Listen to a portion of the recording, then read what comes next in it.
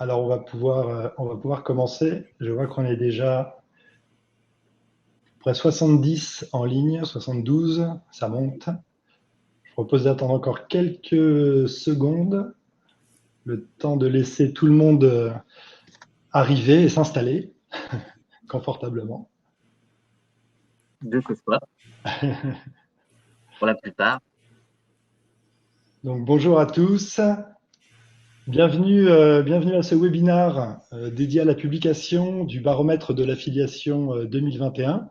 Donc, baromètre édité par le CPA, le collectif pour les acteurs du digital.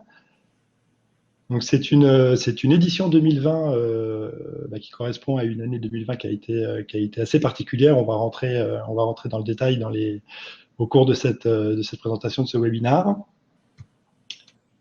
Donc moi, je suis Nicolas Noche, je suis directeur général adjoint d'Awin Europe du Sud, plateforme d'affiliation. J'ai la chance d'être également coprésident du collège retail du CPA, en compagnie de Thomas Sauzet, ici présent de Retail Minute.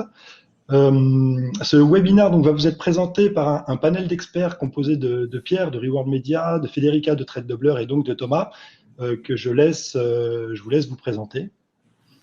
Oui, donc Pierre Noyac, moi je suis directeur e-commerce et upsell cross-sell chez Reworld Media et l'année dernière j'étais responsable des audiences chez Reworld Media. Donc je viens sous une double casquette à la fois éditeur et annonceur. Federica Postorino, Country Manager chez Tradedoubler France, plateforme d'affiliation aussi, et membre depuis cette année du conseil d'administration du CPA. Bonjour, Thomas Sauzet, donc directeur général de Retail Minute France, éditeur spécialisé dans la mise en œuvre de stratégies de promotion digitale. Et nous, on opère deux marques en France, donc Maréduc pour les codes promo et Poolpeo, service de cashback. Merci, merci à tous.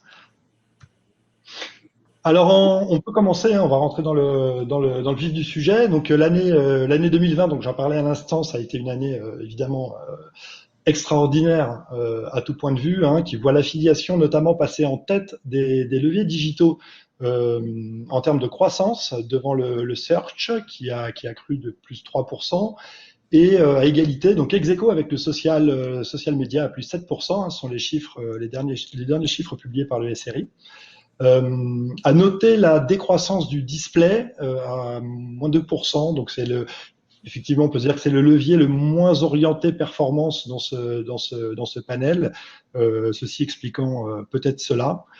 À noter, on a effectivement un nouveau panorama un peu online du marché français avec beaucoup de nouveaux acheteurs qui sont arrivés en 2020, plus 1,5 million, et des milliers de nouveaux sites e-commerce, plus de 17 000 nouveaux sites e-commerce qui se sont lancés quand même en temps de pandémie, c'est quand même à souligner. Côté annonceur, ça a conduit à un besoin évidemment de prudence, ce contexte sanitaire lié à l'incertitude économique bien sûr. Ça a favorisé l'attribution de budget marketing vers le levier affiliation, donc considéré comme plus sécurisé. C'est un peu la valeur refuge de l'affiliation que vous connaissez bien.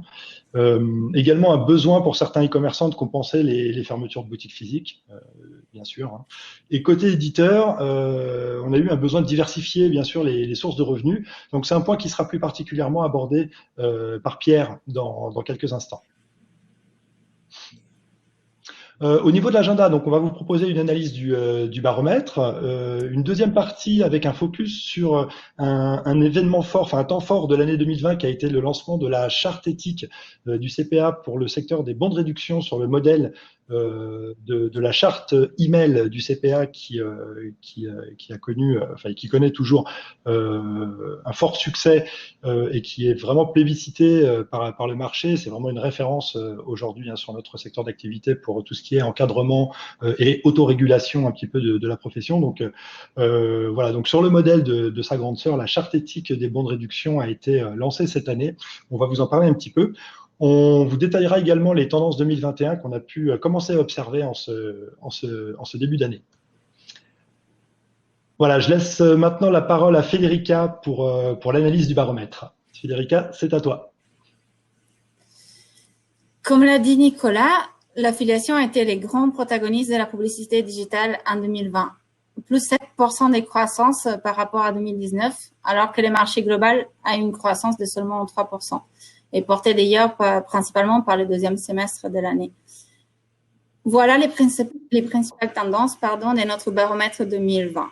Donc, plus 52% des programmes. Ça, c'est une augmentation remarquable des nouveaux programmes qui ont démarré cette année, dû au besoin des annonceurs de vendre en ligne pour compenser la baisse des magasins physiques. Plus 17% de chiffre d'affaires générés par nos annonceurs, soit 2,7 milliards d'euros. Pareil, c'est un chiffre impressionnant qui fait bien comprendre la valeur de notre travail et de notre secteur. Moins 15% d'impressions générées par rapport à l'année dernière, soit 12 milliards, et plus 21% des clics, soit 2,8 milliards, ce qui signifie un trafic beaucoup plus qualitatif. Et on verra un peu plus tard ensemble pourquoi. Et enfin, une augmentation de 4% du panier moyen de nos clients qui passe à 84 euros, aidé sûrement par les restrictions physiques que les magasins ont subies. Je repasse la parole à Nicolas qui va rentrer un peu plus en détail.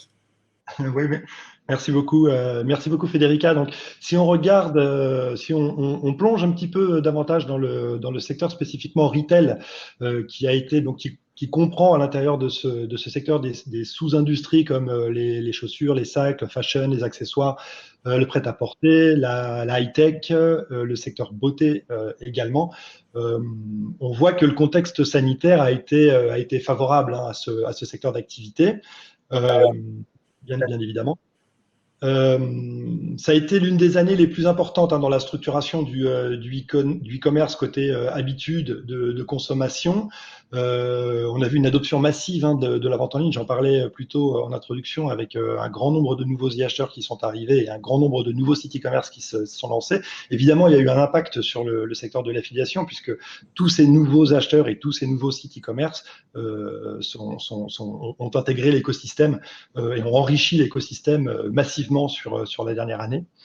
Sur le secteur retail, évidemment, on a eu un rattrapage en ligne qui a été recherché du chiffre d'affaires perdu offline, qui a pu représenter jusqu'à 50% chez certains acteurs, donc qui se sont très bien, on va dire, repris ou qui ont très bien amorti le choc des fermetures de leurs boutiques physiques.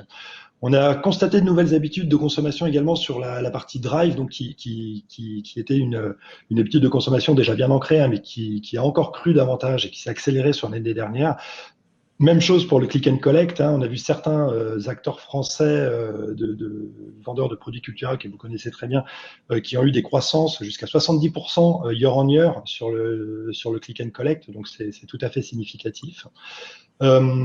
Côté utilisateur, on a pu noter également sur le secteur retail une recherche de plus de transparence et une montée en importance du côté éthique avec l'émergence du local, la volonté de consommer français pendant cette période auprès d'entreprises qui valorisent leurs employés. Souvenez-vous du bad buzz autour d'Amazon pendant le premier confinement qui avait conduit à une perte, alors c'était pas exclusivement ça bien sûr, mais une perte de part de marché d'à peu près 8% pour Amazon pendant le premier confinement. Et donc, cela a conduit quelque part au développement d'une offre de consommation plus raisonnée. Donc, on a eu une forte croissance du commerce reconditionné pendant l'année 2020, plus 69% sur ce segment, avec des acteurs comme Vinted, comme Back Market, l'offre reconditionnée de la Redoute, la Reboucle, l'offre de seconde main entre particuliers, ou encore les segments de produits reconditionnés de Cdiscount qui marchent très très fort. Il y a un vrai potentiel business derrière ça, puisque à titre d'exemple, c'est le reconditionné, c'est quelque chose qui fonctionne depuis quelques années sur le secteur de la téléphonie, des télécoms, et ça représente aujourd'hui 10% des ventes. Donc c'est un segment qui a vraiment de l'avenir sur le retail. Thomas, je te laisse la parole pour le secteur cocooning. Si tu es là, Thomas. Il est en mute. Globalement, l'ensemble de cet univers cocooning est en vraie belle progression cette année. Alors, cet univers, il est composé des catégories jeux jouets, télécom, électroménager et maison et jardin. Et voilà, clairement, l'ensemble de ces catégories a profité de la crise et du changement de comportement des consommateurs. Confinés, en télétravail, recentrés davantage sur l'intérieur de leur domicile, très clairement, ils ont consommé davantage en ligne. Et maintenant, on peut même vous dire que les clients entendent durablement profiter des opportunités en ligne. Alors certes, c'est un petit peu au détriment d'achat sur d'autres catégories. Hein. Ils ont fait des arbitrages, ils ont concentré une bonne part de leur budget sur ce type de catégorie, mais c'est pour le plus grand profit justement des jeux jouets, où on a un secteur toujours en croissance cette année, donc plus de 10% des ventes versus 2019. À noter qu'il y a eu un report particulièrement important sur le online sur la période Black Friday et Noël. Sur la deuxième catégorie, sur les télécoms, on a un secteur qui a su quand même bien se démarquer cette année malgré la crise, avec des progressions particulièrement notables, voire records en termes d'audience, de trafic et de vente. Là, évidemment, une croissance liée également à l'explosion du télétravail, hein, qui a poussé les Français à s'équiper en fibre et donc aussi éplucher les factures et arbitrer vers des nouveaux prestataires. Donc ça a été quand même quelque chose d'important. On peut aussi noter quand même qu'il y avait l'arrivée de nouveaux produits, donc tout ce qui est autour du sans engagement, des mobiles nus, de la 5G et toute l'accessorisation.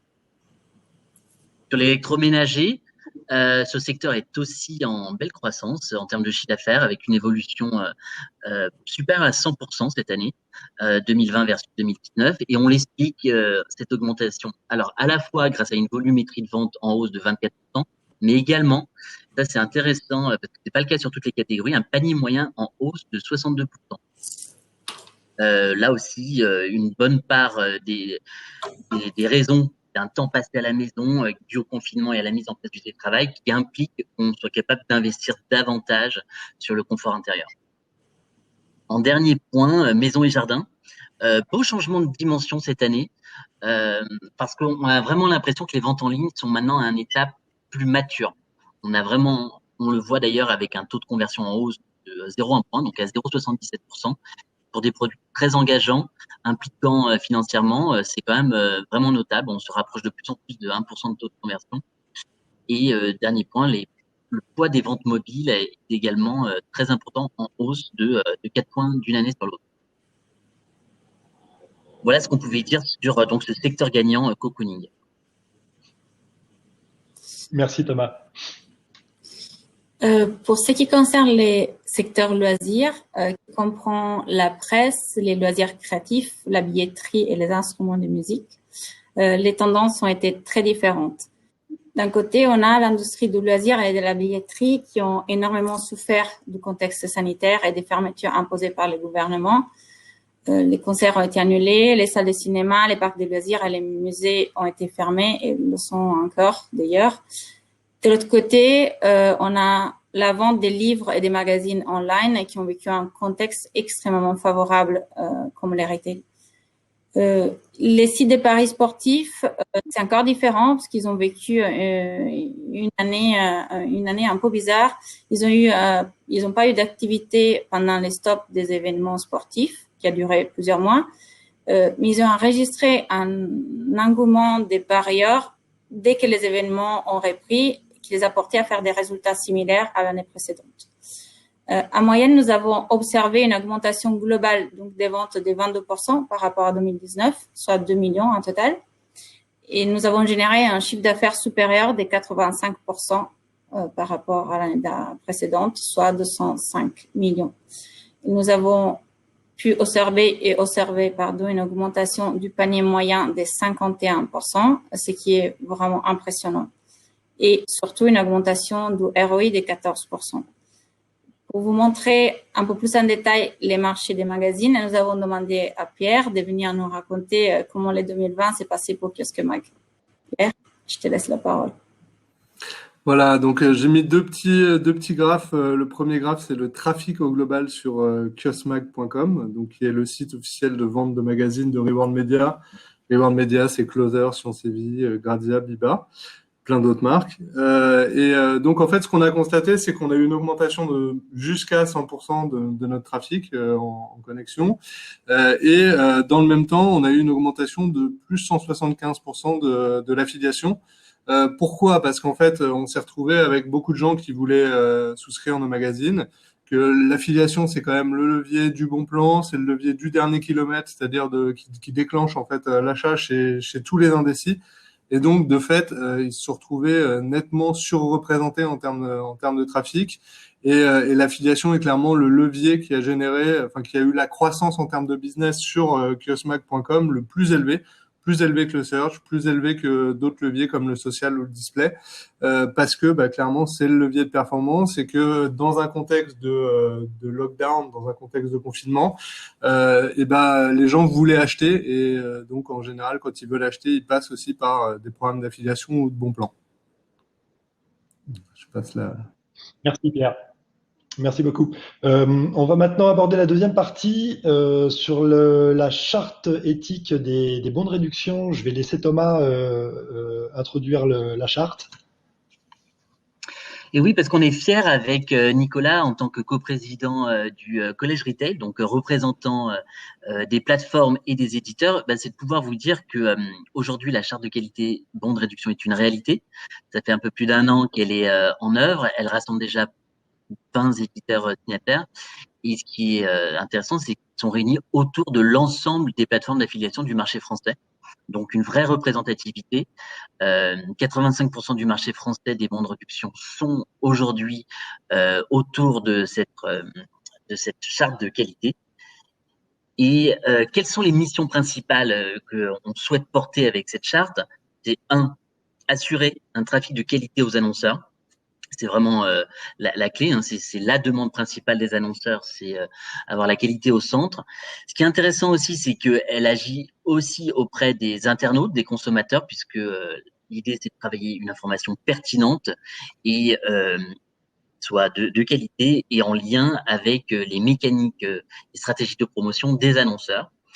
Et enfin, ce qu'on voulait depuis le début avec Nicolas et les différents signataires, c'était vraiment renforcer la crédibilité de ce levier qu'on juge parfois décrié parce que c'est parfois effectivement le dernier kilomètre, mais c'est bien plus que ça. Et donc la charte, c'est une de ses missions.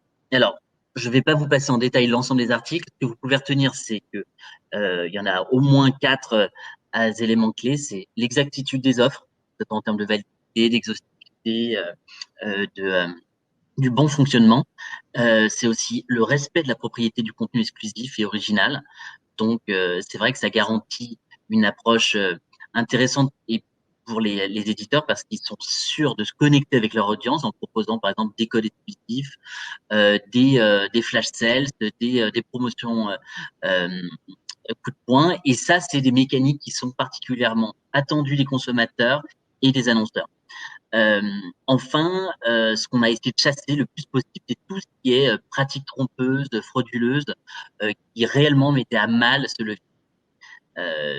Et un dernier point, c'est vrai qu'on parle beaucoup des sites, des applications, mais la charte, c'est un peu plus que ça. Elle permet aussi d'améliorer la qualité sur l'achat des mots-clés, donc dans les SERP, des moteurs de recherche bien connus. Et alors, maintenant, on est en 2021, on a une belle nouvelle étape. Pour aller encore plus loin, on s'est penché sur la création d'un label de qualité. Donc, tous ne seront pas n'obtiendront pas ce label, en fait, puisque ça ne concernera que les éditeurs les plus vertueux. Et ce qui est intéressant, c'est qu'on démarre cette opération à partir de 2 mois-ci, donc juste après le webinar, et ça sera vraiment décerné par les pairs, donc l'ensemble des plateformes d'affiliation, en totale indépendance des éditeurs.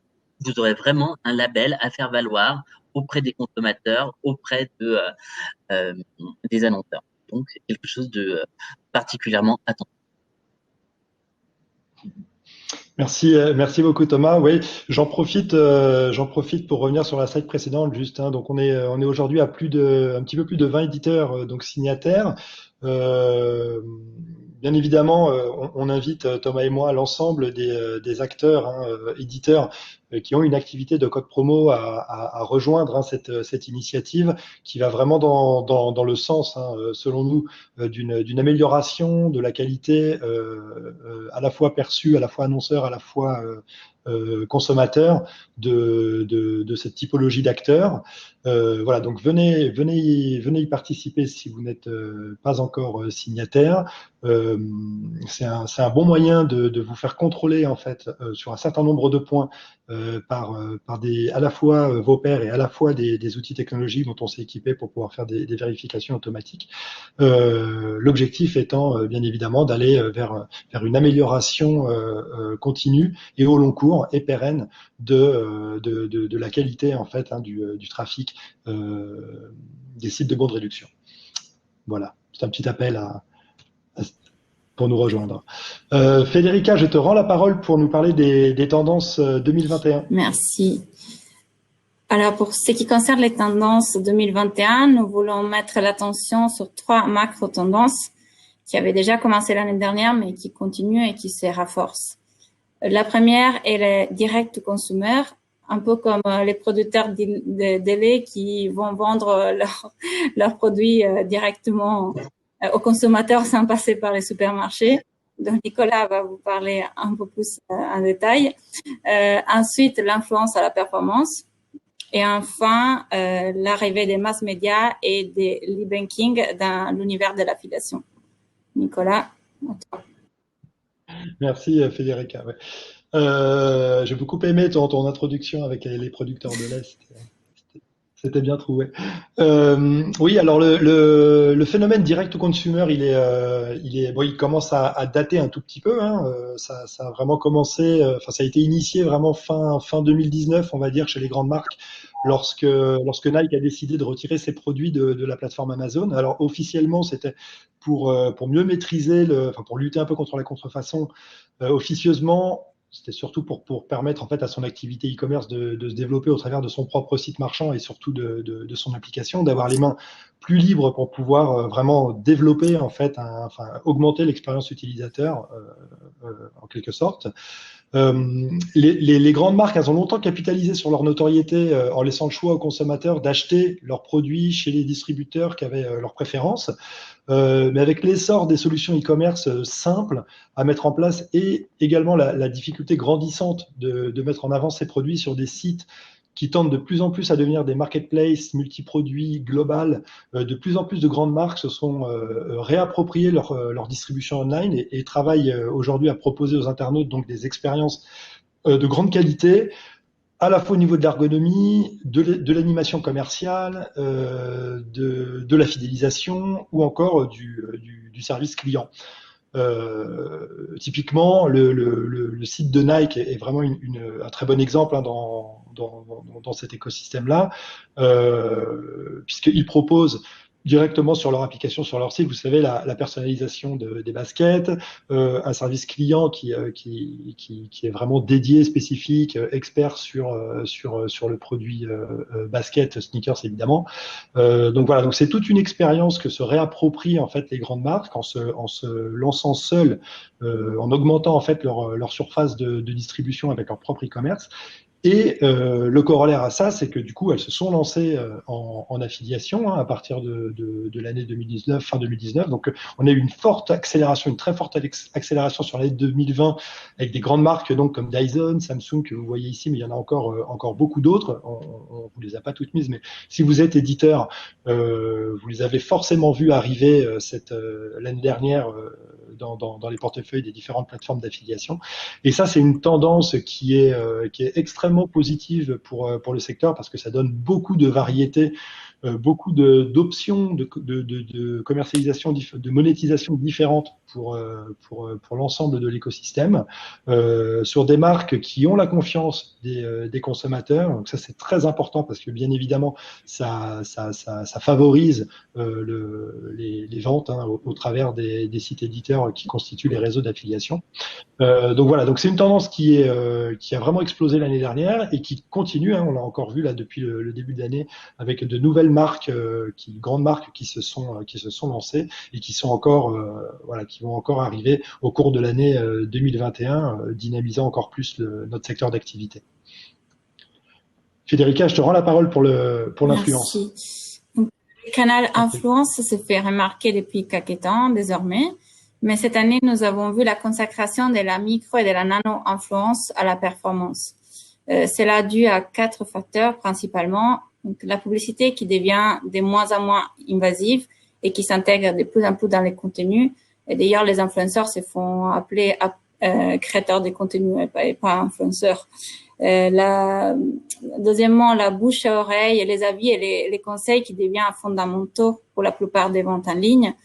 Les micro et nano-influenceurs qui attirent l'intérêt des marques parce qu'ils ont un taux d'engagement qui est beaucoup plus élevé par rapport aux gros influenceurs. Et enfin, comme Nicolas le disait au début, la nécessité pour les marques de maîtriser dans ces contextes si incertains leur budget et leur coût d'acquisition. Je peux passer à la troisième. Super, merci. Donc, la troisième tendance, c'est l'arrivée dans l'univers de l'affiliation des mass médias et e-banking. Jamais, comme l'année dernière, les plateformes d'affiliation ont eu la possibilité de pouvoir travailler et diffuser les campagnes sur des médias premium à la performance. Nous en sommes ravis d'ailleurs. Sites comme MSN, BFM, 20 minutes, Les Parisiens, Grazia et d'autres qui ont vu leurs revenus publicitaires baisser, nous ont approchés car ils ont dû revoir un peu leur modèle de monétisation pour faire face à la crise. Et nous avons donc bénéficié des vrais articles de presse avec des liens d'affiliation intégrés entre les lignes rémunérés à la performance. Ça, c'était une véritable opportunité pour les plateformes d'affiliation. Une autre tendance similaire a été l'intégration des systèmes de cashback pour fidéliser les clients dans les applications e-banking comme PayPal et Revolut, mais aussi des banques un peu plus classiques comme la Société Générale ou le Crédit Lyonnais. Je repasse la parole à Pierre qui vous en dira un peu plus sur la monétisation de sites médias de groupe Reward Media. Oui, en effet. Alors, chez Reworld Media, donc on a plein de sites internet et c'était mon métier l'année dernière, c'était de gérer l'ensemble des sites du groupe Reworld Media. Et donc, ce qui nous est arrivé l'année dernière, c'est que en quelques semaines, nos revenus ont été divisés par 2, voire même divisés par 3, voire par 4. Et que donc on avait une équation économique sur ces sites internet où des gens travaillaient tous les jours, qui a été très compliquée, avec très rapidement une grande partie des équipes éditoriales qui s'est retrouvée au chômage partiel dans un contexte où notre trafic explosait. Donc c'était très problématique pour nous de se dire il n'y a jamais eu autant de demandes pour nos contenus et en même temps nous financièrement en fait on ne peut pas produire ces contenus parce que en face on n'arrive pas à gagner notre vie. Donc très rapidement, on a essayé de voir quelles étaient les sources de monétisation qui étaient encore disponibles sur le marché. Et il se trouve que l'affiliation n'a quasiment jamais été fermée. En fait, les programmes d'affiliation ont continué à tourner. En regardant un petit peu nos contenus, on s'est aperçu que beaucoup de nos sites éditoriaux en fait parlaient de marques et parlaient de produits en fait tous les jours. Et avaient des contenus qui étaient bien référencés et qui généraient du trafic sur des thématiques comme comment choisir ma robe, quelle robe d'été vais-je porter quand le confinement sera terminé, comment choisir mon bon outil de jardinage, qu'on a eu beaucoup aussi de sujets autour du jardinage. Et donc, qu'est-ce qu'on a fait? On s'est dit, il faut bien qu'on gagne un petit peu d'argent. On a commencé à mettre des liens d'affiliation. Donc, on voit tout de suite le pic de mars qui correspond aussi à notre pic de trafic. C'est là qu'il y a eu le plus gros du trafic pendant le confinement. Et donc, en fait, on s'est construit une nouvelle source de revenus finalement qui évidemment n'a pas permis de pallier la baisse de revenus qu'on avait par ailleurs sur les formats display, les formats opérations spéciales avec les annonceurs, la vidéo, etc. Mais qui nous a permis quand même de relancer un certain nombre de rédactions. Donc un certain nombre de rédactions sont vite reparties à plein temps grâce aussi à ce relais de l'affiliation.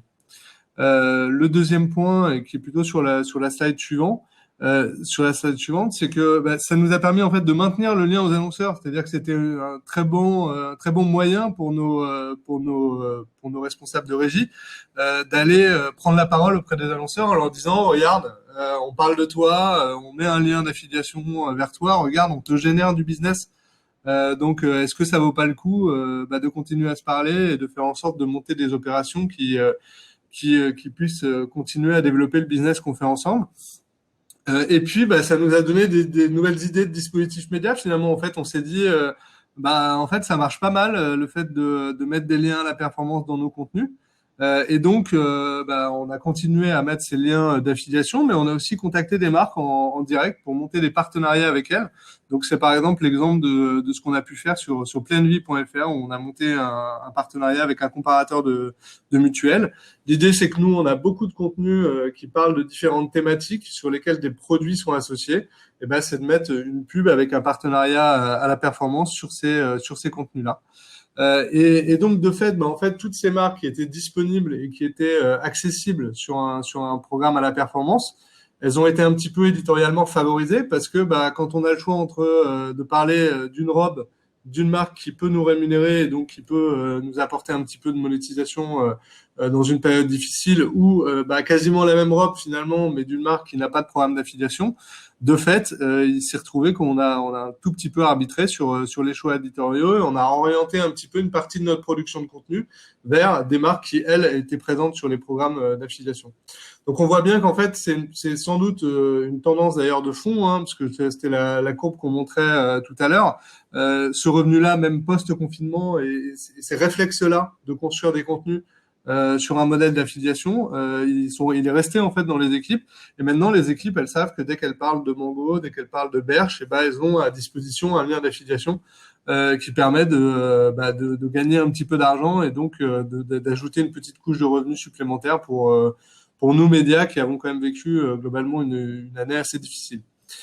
Clairement, je pense que de toute façon, cette tendance à la performance qui de toute façon animait le marché déjà depuis 3, 4, 5 ans, elle n'a fait qu'être renforcée par la crise et clairement, je pense que dans les prochaines années, on va avoir de plus en plus de dispositifs de performance, on va avoir de plus en plus de marques aussi qui deviennent de plus en plus matures sur le digital et donc qui en fait regardent combien elles dépensent, combien ça leur rapporte et donc tous ces leviers à la performance qui sont capables à la fois de générer des choses qui sont rentables, mais aussi de bien tracer et de bien expliquer comment ils créent de la valeur. Ont forcément un bel avenir et donc dans ce cadre-là, l'affiliation évidemment me semble être un gros levier d'avenir pour les médias, pour les éditeurs et évidemment pour les annonceurs puisque ça garantit à un coût d'acquisition cible un volume et une production qui est finalement assez régulière. Merci beaucoup Pierre pour pour toutes ces datas, pour partager avec nous toutes ces datas et puis pour ton commentaire optimiste. C'est parfait. Federica, je te laisse. C'est Thomas. Oui. Ou c'est Thomas, pardon. Oui, oui, Nicolas, merci. Je vais poursuivre dans l'optimisme, puisqu'en fait, on rappelait tout à l'heure que lors de notre analyse, que les consommateurs attendent des opportunités et des promotions en ligne. Et quoi de mieux que de confirmer que le levier affiliation a la capacité d'y répondre, parce que la tendance intéressante cette année, c'est le fait que les promotions sont désormais un levier d'influence sur l'ensemble du parcours d'achat. Alors à la fois sur le levier de recrutement de nouveaux clients et donc de conquête de parts de marché, mais également sur la partie animation, donc animation commerciale, évidemment sur les temps forts. Il y en avait encore quelques-uns malgré le confinement l'année dernière, même si les soldes ont été un petit peu chamboulés. Néanmoins, en plus des temps forts, ce qui est aussi notable, c'est que le levier promotion permet aussi d'animer pendant les temps creux et donc de développer la visibilité des annonceurs. Le dernier point, et qui est assez notable aussi parce qu'on n'y pense jamais, mais la promotion est aussi un beau levier de fidélisation. Ça permet vraiment de développer la récurrence d'achat. Et en fait, l'ensemble de ces leviers sont désormais amplifiés. On l'a encore vu en 2020 avec le fait qu'on ait de plus en plus un mix entre promotion et contenu éditorial. On va voir un petit peu ensuite. Alors, déjà un petit récap sur les promotions. Donc, l'intérêt, c'est qu'elles arrivent à se placer comme traditionnellement sur le bas de funnel, donc effectivement au moment de la conversion du consommateur, mais elles arrivent de plus en plus à se positionner comme pertinentes dans l'ensemble des étapes du funnel d'achat, puisqu'elles peuvent être vraiment inspiratrices et même développer des achats spontanés de la part des consommateurs qui passent de plus en plus de temps en fait à consulter des sites, des éditeurs, des contenus pour s'inspirer et se dire est-ce qu'il y a une opportunité d'achat, puisque finalement le lèche-vitrine qui est de moins en moins possible dans cette crise sanitaire, même si ça a quand même, je pense, durablement changé les comportements, bah, ce lèche-vitrine est quelque part remplacé par un peu plus de navigation en ligne et de consultation donc de ce type de contenu inspirant. Ce qui est intéressant, c'est que les promotions évoluent aussi en fonction des moments de vie, donc consommateurs, mais aussi des besoins des marques. Donc, une marque qui souhaite vraiment prendre la parole autour de produits nouveaux qu'elle met à disposition sur le marché, elle a besoin de donner du contexte, une approche pédagogique, une approche inspirante. Et effectivement, elle peut ensuite faire le déclenchement de la vente grâce à une approche de promotion. Et enfin, moi, je notais que ça s'adapte en temps réel au comportement des internautes parce que effectivement, on se rend compte que les consommateurs, au fur et à mesure de l'année, eh bien n'attendent plus spécifiquement un moment commercial fort comme le Black Friday, mais sont capables de se dire ok, ben j'ai un déménagement, j'ai une naissance. Est-ce qu'il existe aujourd'hui des promotions et des contenus qui répondent à mes attentes? Le dernier point, c'est donc effectivement ce contenu inspirationnel qui est construit à la demande des marques, à la demande des annonceurs, par les éditeurs et les plateformes d'affiliation, qui se sont vraiment toutes mobilisées autour de cette stratégie promotionnelle et content to commerce. Puisque, en fait, ça illustre assez bien ce que nous racontait Pierre, c'est que oui, les éditeurs avaient la capacité d'avoir de contenu de qualité et du trafic, mais quoi de mieux désormais que de faire réconcilier ce contenu avec une approche transactionnelle. Donc, ce que ça permet pour les marques, c'est de créer une relation de proximité avec les shoppers. Ça permet aussi de développer vraiment une approche de guide d'achat, parce que l'idée, c'est toujours d'accompagner et d'accueillir le mieux possible les e-shoppers, et notamment un grand nombre de nouveaux consommateurs en ligne. Ils ont besoin évidemment d'être choisir le meilleur produit, mais ça amène rapidement et naturellement à choisir le meilleur prix et donc la meilleure promotion. En ce sens, vous voyez que c'est pour ça que c'est un levier assez global. Et le dernier, c'est l'approche bon plan, parce que on parle souvent d'un contenu assez riche, inspirationnel, mais on a aussi de plus en plus une approche de contenu qui répond à une actualité, à un lancement de produit ou à une journée particulière de vente flash ou de solde. Et donc, c'est vrai que les contenus bon plan accélèrent aussi la prise de décision des shoppers. L'intérêt, c'est d'être capable de réconcilier à la fois une approche éditoriale, une approche de code promo, et ça avec le sourcing des bons produits au meilleur prix. Voilà ce qu'on pouvait dire pour nos tendances observées en 2020 et qui, pour nous, sont véritablement de plus en plus durables et amplifiées en 2021. Merci, merci beaucoup Thomas. Je vois qu'on est un petit peu qu'on est un petit peu court au niveau du temps et je voudrais pas prendre plus de temps à l'audience qui travaille aujourd'hui, hein, évidemment. Et c'est déjà très très gentil de nous avoir réservé 35 minutes de votre temps aujourd'hui. On va conclure du coup, hein, donc. C'est une année 2020, comme on le disait, hein, qui a vu se normaliser donc des nouvelles habitudes e-commerce. L'affiliation, on le voyait en slide 1, est ressortie comme un levier de confiance, performant, économique, innovant, on l'a vu avec les tendances, et particulièrement dynamique.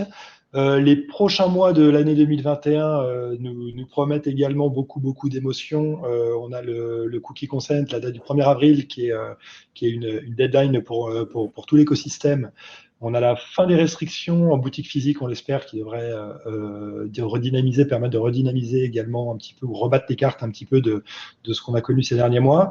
Et enfin, le déploiement de la 5G qui a commencé donc à Paris, région parisienne, et puis dans certaines grosses agglomérations, qui là encore va permettre en fait à la fois aux marchands, à la fois aux éditeurs de construire en fait des nouveaux modes de communication avec les internautes qui vont bénéficier forcément à l'e-commerce. Voilà.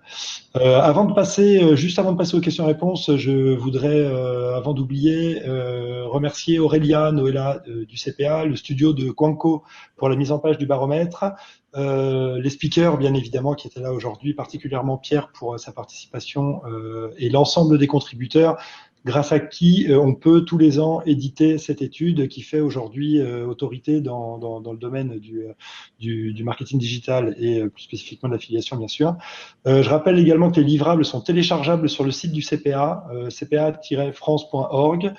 Et pour finir, si vous n'êtes pas encore adhérent et que vous souhaitez nous rejoindre au sein du CPA pour participer donc à tout ou partie des travaux qu'on réalise au travers de nos différents collèges, vous pouvez directement envoyer votre demande d'adhésion sur le site du CPA, onglet adhésion, c'est très très facile à trouver.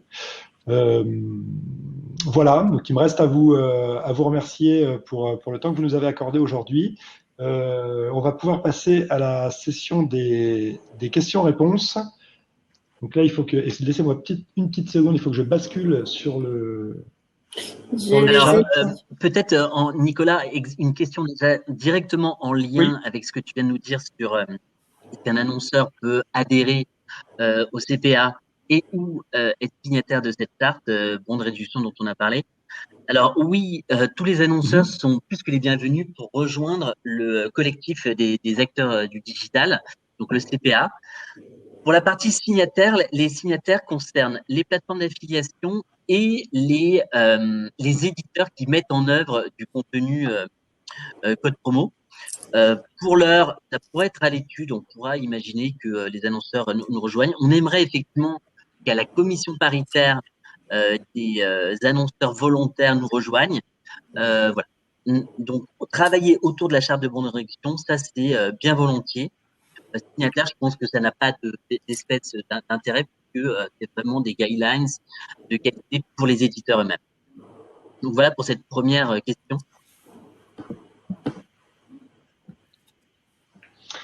Ok. On a une question d'Elisa qui nous demande, tout à l'heure vous parliez d'influence à la performance, cela veut dire que désormais les influenceurs acceptent d'être rémunérés sur les ventes générées. Oui, Erika, alors non, pas vraiment. Enfin, il y en a certains, mais c'est pas la majorité.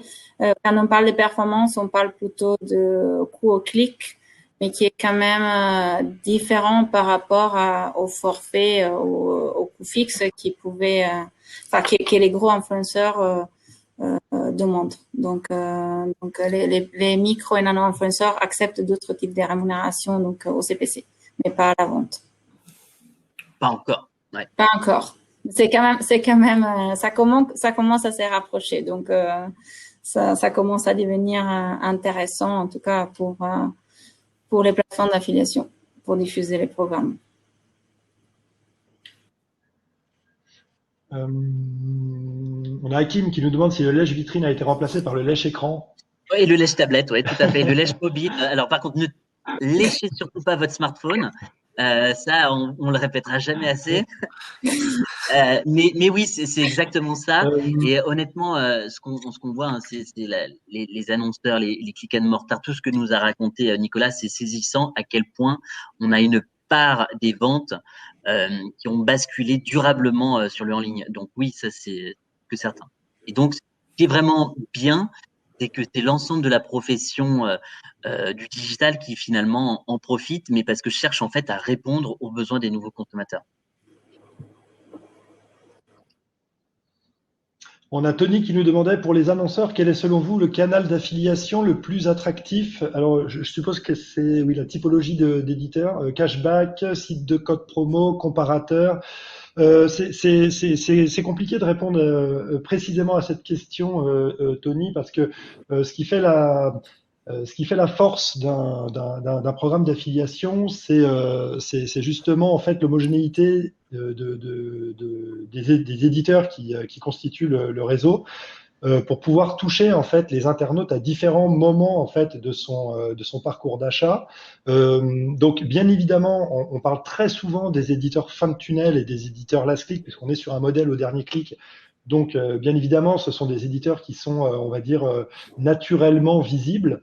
Donc ce sont les cashbackers, c'est tout ce qui aide à la transformation, les sites de code promo, etc. Mais en amont, il y a tout le travail en fait d'éditeurs, donc plus on va dire affinitaire, avec du contenu éditorial qui arrive dans le chemin de l'internaute au moment où il est en prise d'information, même pas encore fondamentalement rentré dans une dynamique d'achat, qui ont un travail extrêmement important puisqu'ils vont orienter, ils vont faire naître un petit peu le désir chez l'internaute. Ensuite, on a tout ce qui est au milieu du tunnel, avec au moment où l'internaute va vouloir aller comparer les prix, va vouloir se faire une idée un peu plus précise, il va vouloir aller chercher des tests. Donc là, on a les guides d'achat, etc., les témoignages, les feedbacks d'autres consommateurs qui auraient acheté les mêmes produits, etc. Donc, ils précisent un peu. Toute cette communauté aussi d'éditeurs est extrêmement importante. Donc, et évidemment, tout ça, ça va conduire jusqu'à au moment où l'internaute va vouloir acheter le produit. Et une fois qu'il aura fait son choix, évidemment, quand on veut acheter un produit, on veut l'acheter au meilleur prix. Donc, on a là toutes les mécaniques promophiles qui se mettent en place également. Donc, voilà, je dirais que l'affiliation est le canal le plus important du mix marketing d'un annonceur, mais à l'intérieur de l'affiliation, je pense que c'est vraiment le fait d'avoir de traiter l'intégralité du parcours d'achat qui est important. Voilà. Je pense qu'on va finir là-dessus parce on est à 46 minutes, on a un petit peu dépassé. Encore une fois, merci à tous d'avoir participé et puis d'avoir été là aujourd'hui. L'ensemble des livrables sont donc disponibles sur le site d'ICPA. N'hésitez pas à les télécharger. Et puis voilà. Un grand merci aux speakers. Merci Pierre d'avoir donné de ton temps et puis d'avoir été ici avec nous aujourd'hui. Merci à Webikeo pour l'organisation du webinaire, l'organisation technique Solution du webinaire. française. C'est très bien passé. C'est nickel. Voilà. Il faut le souligner. Merci à tous. On vous laisse. Donc très très bonne journée et à très bientôt. Au revoir. Prenez soin de vous. Au revoir.